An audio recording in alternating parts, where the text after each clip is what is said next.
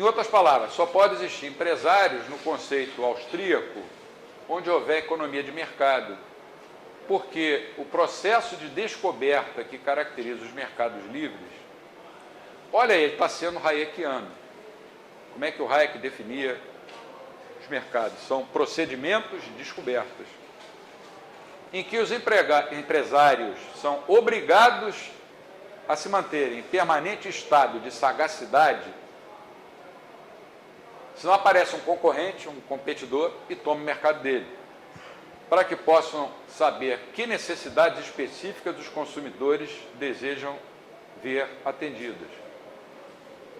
Esse empreendedor não pode ser substituído de maneira alguma por computadores, por reuniões da sociedade civil organizada, por uma coisa que no Brasil existiu durante muito tempo, na época dos congelamentos de preços, chamava-se câmaras setoriais, ou por soluções, entre aspas, políticas.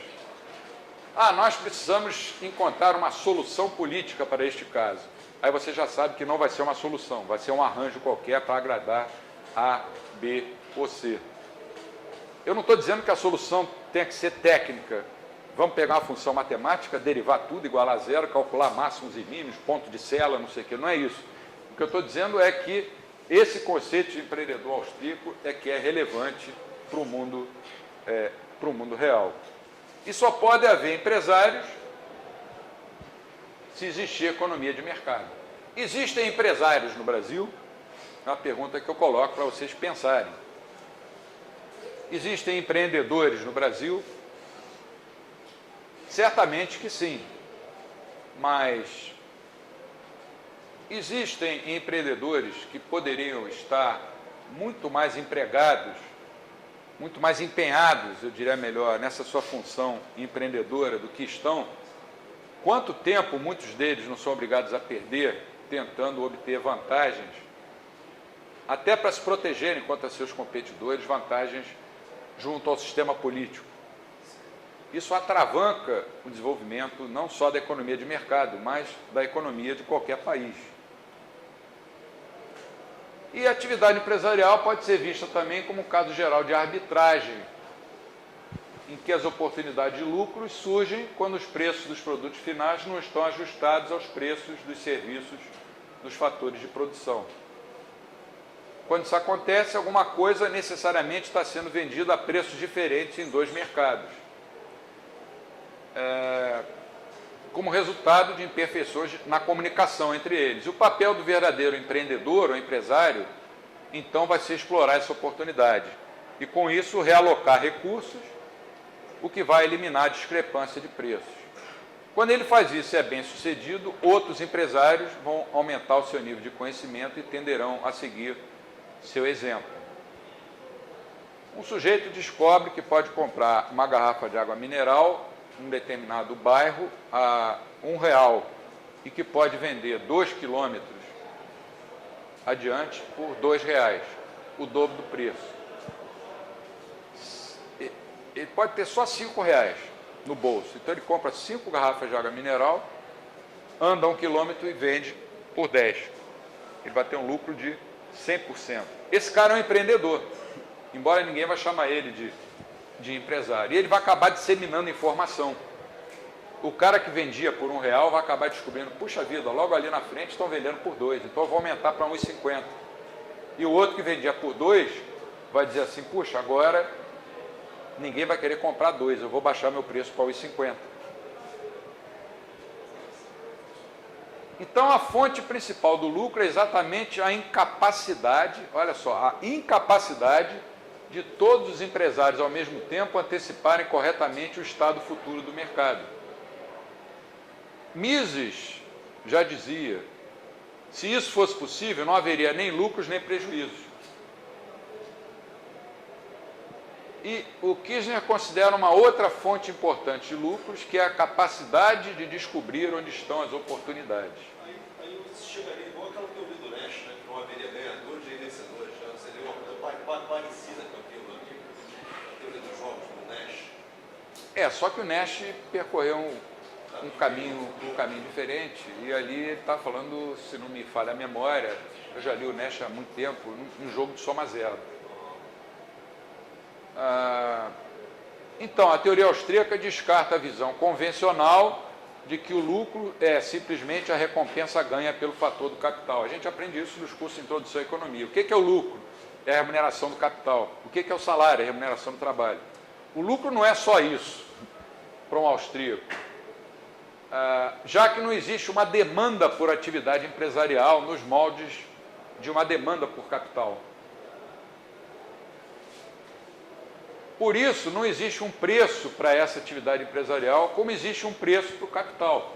Se você quiser, você pode atribuir um preço para um bem de capital.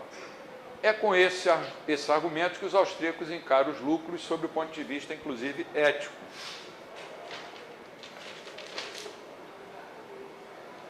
Mas esse parágrafo a gente dá uma parada. O processo de mercado é a função empresarial no contexto da ação humana, portanto, é mais um resumo, isso que eu estou dizendo.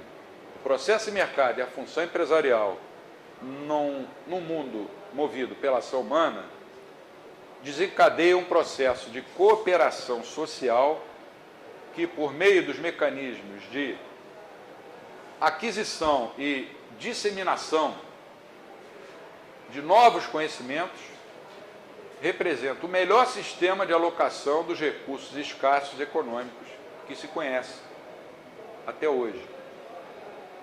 Esse sistema pode ser equiparado a um universo onde você tem ininterruptamente forças em expansão e forças em contração.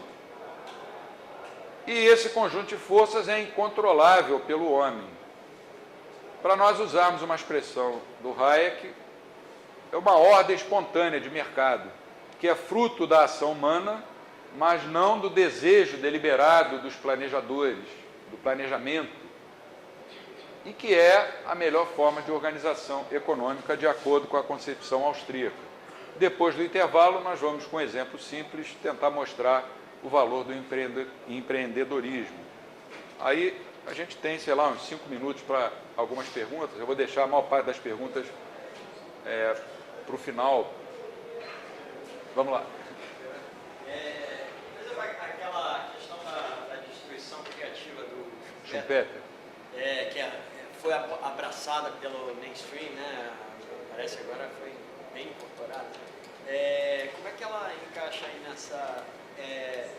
porque ele diz o seguinte, ele vai lá, pelo que eu entendi, né, a teoria do Schumpeter tá tudo bem, você está chegando próximo a um estado de equilíbrio, aí aparece o danado do empreendedor, vai lá e destrói o estado de equilíbrio, né? Como é que na teoria austríaca Na verdade, o Schumpeter, nos primeiros anos de vida acadêmica dele, ele era um austríaco autêntico. E mais tarde ele se desviou um pouco, mas do meu ponto de vista, ele nunca deixou de ser um austríaco. Ele tomou outra vertente. Essa ideia de destruição criadora é uma ideia que eu acho que se encaixa perfeitamente na concepção austríaca. Por exemplo, quando o Henry Ford inventou o automóvel, foi uma destruição criadora. Porque todo o mercado de charretes, carruagens, charreteiros, todo esse pessoal perdeu emprego, até os cavalos perderam seus empregos. Mas, em compensação, o automóvel gerou ganhos muito maiores do que aquelas perdas. Eu não vejo incompatibilidade da visão austríaca, assim, do modo geral, com essa visão do Schumpeter. Eu discordo do Schumpeter dos anos 50 para cá. Hélio. Só fazer um ponto aqui. O Schumpeter parece dizer, não sei se é isso que eu quis dizer, que o empreendedor causa uma distorção, um distúrbio num equilíbrio ou quase equilíbrio da economia. E a escola austríaca diz o contrário, que o empreendedor é o agente que faz a coisa se direcionar na direção do equilíbrio. Então, embora não seja incompatível, o que ele diz parece ser diferente do que a escola austríaca advoga. Uma boa colocação. Por isso que ele é tão acessível ao mainstream, né? Porque É. ele fala assim, o equilíbrio está lá, as coisas estão chegando no equilíbrio, ele não se chega a ele exatamente por causa dessa figura. E eu achei muito exatamente. O progresso não acontece. Ele era um austríaco autêntico, depois aos poucos ele foi se... uma expressão, mas não é... Contaminando não é bem... desvirtuando, é melhor, mais suave. E partiu na direção da mainstream ao aceitar os conceitos de equilíbrio. Já com o John Hicks, que foi um dos maiores economistas do século passado, né? O John Hicks era um neoclássico,